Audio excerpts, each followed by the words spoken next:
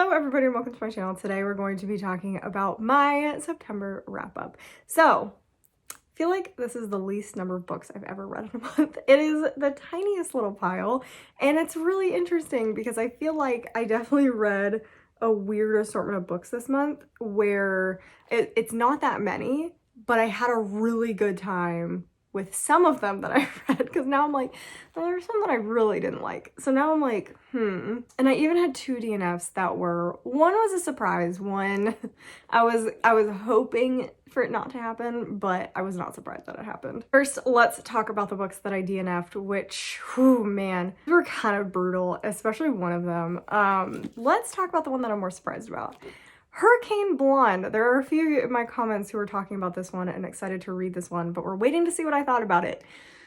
I feel like there's parts of it that I really liked, but it dragged so much. It was like a far less interesting version of The Seven Husbands of Evelyn Hugo. There was just nothing even remotely interesting.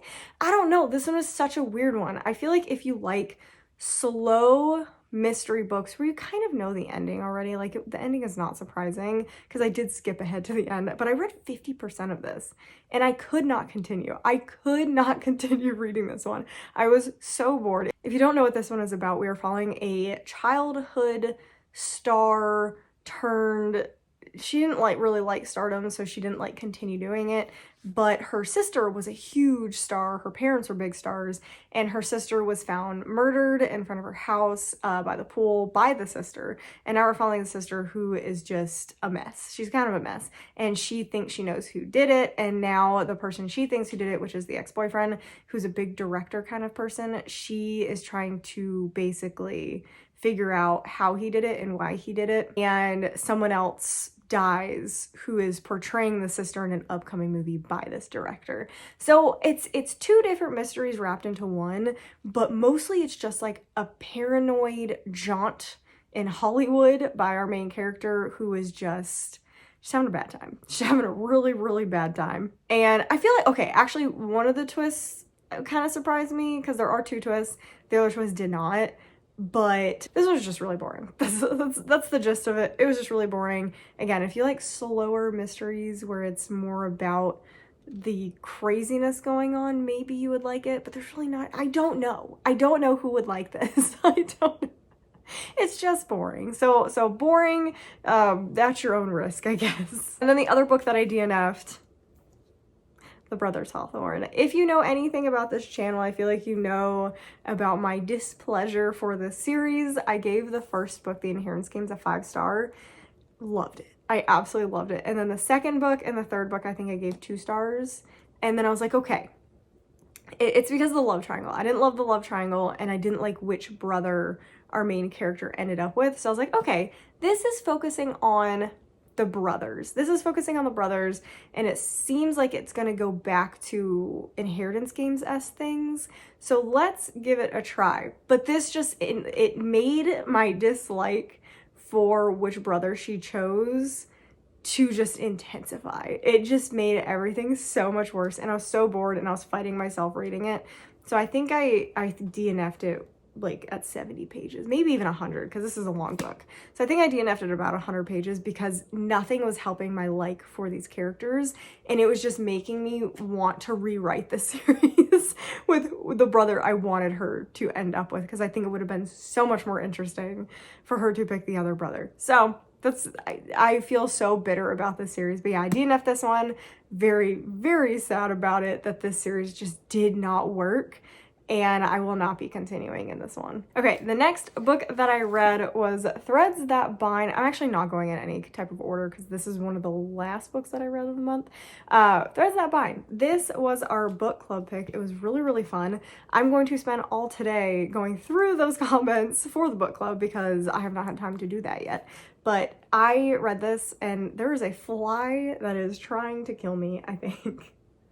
Oh man, we get so many flies in this house, and I don't understand it. I feel like it's when we take Taz, our dog, in and out, but I think my husband just leaves the door open.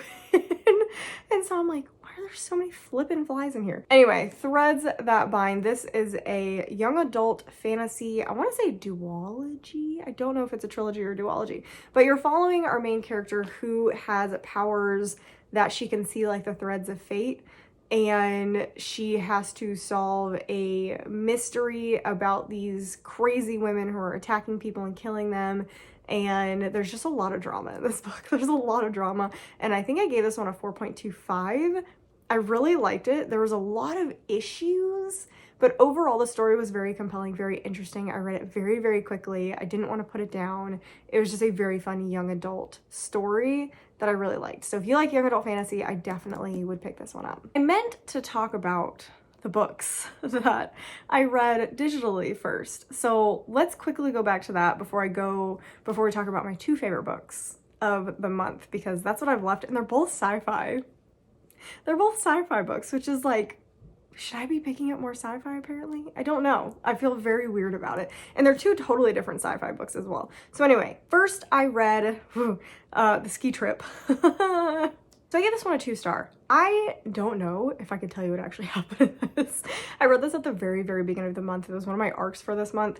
And I want to say we're following two friends who like used to be friends, but they like had a falling out, but now they're friends again. And one of the husbands just died on a ski trip, and she asked the friend to come with her to figure out what happened. And now you're at the ski valet chalet thing, and they're trying to figure out what actually happened to the husband because everyone thinks it was not an accident. And there's just a lot of drama. There's a lot of drama, and I hated the ending, and I hated what it implied about women generally. So it made me very angry, and I feel like I'm surprised this was written by a woman, because it feels like it's written by someone who doesn't like women because of the craziness. This author makes women crazy in this book, and I get that that's a thing that can happen. Everyone can be crazy, but like, there's a level of this book that I was very angry about, because it also has to do with like pregnancy and how that can make women crazy, and I just can't. I can't. So yeah, this is not a good one. I give this one 2 stars because it was a wild ride to read through, and it was very addictive, but it was just not good. It was just not a good book. I then read Chasm. Ugh. Give this one a 2.5 stars. I gave the first one, I think, 3 stars, and I thought this next one was going to be really, really good, but it just turned out to be really boring, which is really sad because this had great setup. Because the first one I thought was a little boring, but I was like, okay, this is set up really, really good for this next book. And it's sad because the half star is for the ending of this one as well. The ending of this one is also set up to go a really cool direction, but it's like, is it going to go in a cool direction? So I'm a little sus about this series. I also have 2 special editions for this series. I think I'm just gonna get rid of them because I'm not liking this series, and I don't know if I'll even continue the 3rd one. Very up in the air right now. I'm really sad because I really like this author as a person, like on TikTok. Obviously I don't know them like legitimately, but on TikTok they're really, really funny. It's the Stacy, what is her name? Spacey McEwen, something like that. She's the person who tries to make her husband into a fantasy character. It's really funny. So this is her series, and it just hasn't worked out for me, unfortunately. But and it's the 2nd book, so I can't really say what it's about. I guess it's just it's a romantic fantasy series that's just okay. And then I did recently read 2 short stories from the Creature Feature collection. I have read Ankle Snatcher by Grady Hendrix and In Bloom by Paul Tremblay. I can't really talk about them because I'm doing a vlog about all the stories, so I just happened to read, I was listening to them on audiobook. I just happened to listen to 2 of them while I was at work at the end of September. So those kind of, I can't really talk about them. So if you want to know what I think about the whole Creature Feature selection, if you don't know, a bunch of horror authors are just released a Creature Feature collection for October, where it's just a bunch of short story collection kind of thing, like as separate books. It's really cool. And it all has to have like a creature in it. So that's pretty much all that is, and I thought it'd be a really fun thing to do at the beginning of October. So that should be coming out this week or next week, I don't know. And that's everything that I read digitally. So back to my 2 favorite books of the month, because I guess I also really liked Threads That Bind, but these 2 were rated higher. So first, and it's funny because a lot of people don't like this first one, The Echo Wife by Sarah Gailey. I loved this book. I gave this one a 4.5 because there were a couple of issues that I had with it. This, to me, unlike the Atlas 6, which I feel like I just gave away my feelings about it, knows how to do science right. This did science very well, very interestingly. It didn't over abuse science in the way that people wouldn't understand. It didn't just try to make you feel dumb in the book. This was so good. And this is very, it's serious Stepford Wives. And Stepford Wives is one of my favorite movies. I love that movie. It's so great.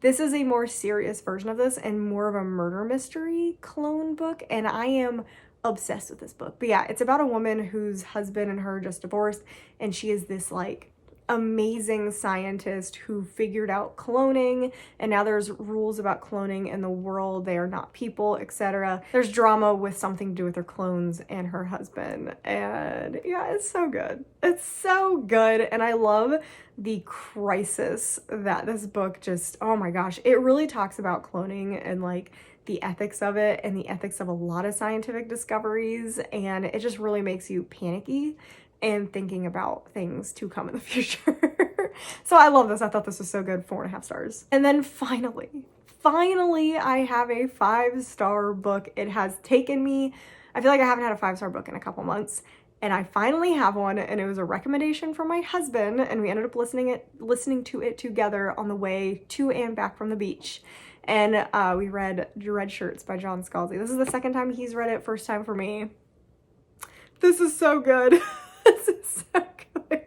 Oh my gosh, I wasn't expecting this one to be as good as it is, but it is so good. If you like science fiction comedy, see this, okay, this is my qualm with this. I've been seeing more people rating, what is it, the Frugal Wizard's Guide to Surviving Medieval England by Brandon Sanderson. I've been seeing more and more people rating that one badly, and it makes me so angry because it was, oh man, I feel like it was on Brandon Sanderson for writing that type of book, knowing that it's going to fantasy fans.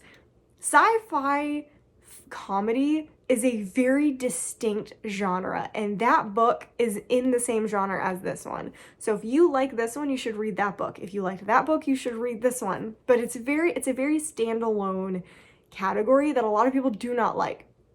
So I'm so sad that that book is getting so much hate because it's in the wrong side of the sci-fi and fantasy community. It needs to be on the goofy side.